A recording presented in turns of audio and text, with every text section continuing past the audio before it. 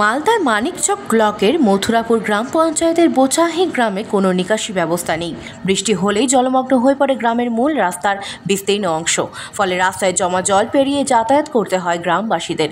এমনই জলযন্ত্রণায় চরম দুর্ভোগ দীর্ঘদিন ধরে সহ্য করছেন গ্রামের বাসিন্দারা।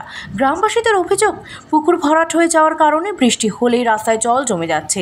সমস্যা সমাধানের জন্য প্রশাসনের দ্বারস্থ হলেও কোনো সুরাহা মেলেনি বলেই অভিযোগ।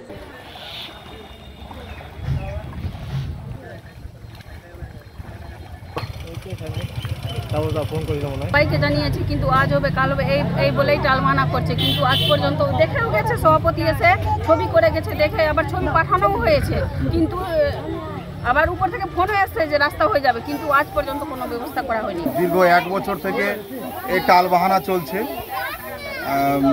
এই ছোট ছোট শিশুগুলো আসে, আমার দুঃখ লাগে খুব যে এই গ্রামে আমরা থাকি সবাই, কিন্তু এখনো পর্যন্ত যে বিশেষ করে এই চাই সমাজের অবহেলিত একটা আর কি।